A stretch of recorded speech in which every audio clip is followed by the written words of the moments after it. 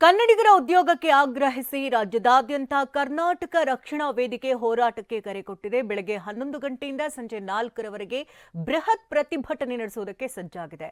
ಕನ್ನಡಿಗರಿಗೆ ಖಾಸಗಿ ವಲಯದಲ್ಲಿ ಕಡ್ಡಾಯ ಉದ್ಯೋಗ ಮೀಸಲಾತಿ ಹಾಗೂ ಸರೋಜಿನಿ ಮಹಿಷಿ ವರದಿ ಜಾರಿಗೆ ತರುವಂತೆ ಆಗ್ರಹಿಸಿ ಕರವೇ ಅಧ್ಯಕ್ಷ ಟಿ.ಎ. ನಾರಾಯಣಗೌಡ ನೇತೃತ್ವದಲ್ಲಿ ಹೋರಾಟ ನಡೀತಾ ಇದೆ. ಬೆಂಗಳೂರು ಸೇರಿದಂತೆ ಎಲ್ಲಾ ಜಿಲ್ಲಾ ಕೇಂದ್ರಗಳಲ್ಲಿ ಬೃಹತ್ ಹೋರಾಟಕ್ಕೆ ಕರೆ ನೀಡಲಾಗಿದೆ.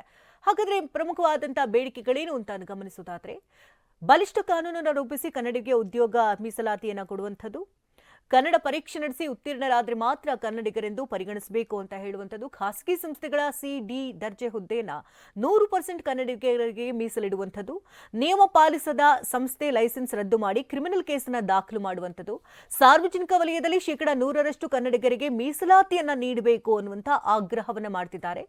ಹಾಗೆ ಕೇಂದ್ರ ಸರ್ಕಾರ ಸಿ.ಡಿ ಹುದ್ದೆಗಳಲ್ಲಿ 100% ಕನ್ನಡಿಗರಿಗೆ ಮೀಸಲಾತಿಯನ್ನು ನೀಡಬೇಕು ಅನ್ನುವಂತ ಆಗ್ರಹಿಸಲಾಗ್ತಾ ಇದೆ. ಇನ್ನು ಕನ್ನಡಿಗರಿಗೆ ಮೀಸಲಾತಿ ಕಲ್ಪಿಸೋದಕ್ಕೆ ವಿಫಲವಾಗುವ ಅಧಿಕಾರಿ ವಿರುದ್ಧ ಕ್ರಮಗಳನ್ನು ಕೈಗೊಳ್ಳಬೇಕು ಅಂತ ಆಗ್ರಹಿಸಲಾಗ್ತಾ ಇದೆ.